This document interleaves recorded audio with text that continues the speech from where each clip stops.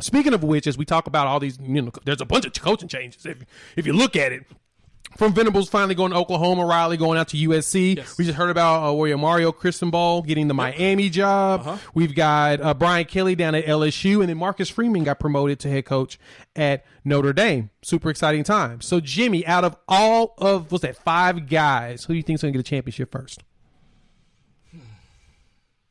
I think they're all really good coaches. They all have. Here's the diplomatic statement. Very diplomatic statement. That's I what hate it. Yeah. And but it's not.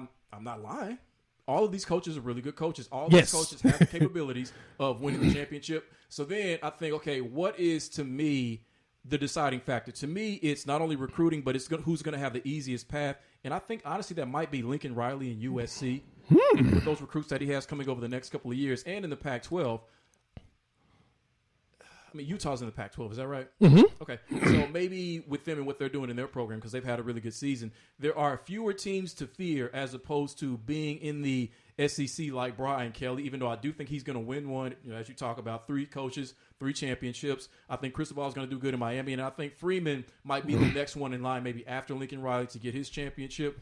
But I really do think he's got the easiest path. I think that he's going to turn that program around very, very quickly, and we could be talking about them in the college football playoff, if not next season, the season after that. So I would say, unfortunately, Sooner fans, Lincoln Riley's probably going to get there first. So I have mine ranked as this. I've got Brian Kelly number 1.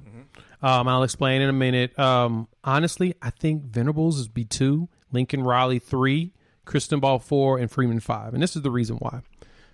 You said it perfectly. LSU has had 3 coaches since 2000, we'll say.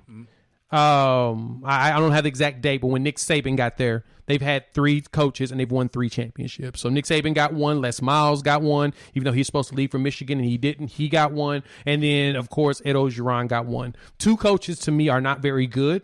They're okay, more better recruiters than coaches, and then the other one is the GOAT, Nick Saban. So just about anybody can go down there and win, because at a stone's throw you're going to get 4 and 5 stars. It's easy for him. I think Venables has a chance of getting it over Riley because just the OU tradition. If he can get that defense together, they're going to figure out the offense. They always do. They're going to find somebody innovative. If they get Libby, who's actually the son-in-law of Art Briles and worked underneath Art Briles at Baylor with those innovative offenses, he'll figure it out. And Ole Miss has been top 5 in scoring, I think, every year in the last 2 years that he was OC. Right. That will be a big deal. That's where you're going to see growth with them. Then Lincoln Riley, it's going to take him a couple years to get all of those California guys that are leaving and going to Utah and Oregon and Alabama and Oklahoma to rile them in and build a team. I don't know what his defense is going to look like yet. I like Alex Grinch, but we haven't seen him be able to take his players and make something impactful yet. And Oregon is still a powerhouse. And if they go back and get Chip Kelly, buddy, there's going to be problems for Lincoln Riley to start. And then I have Cristobal and Freeman at the last 2. For twofold. One, Miami actually is now showing that they want this. They're finally doing it. They're kind of doing it in a disturbing way, but they're doing it. Jimmy, do you know why Miami now looks like they actually care? No.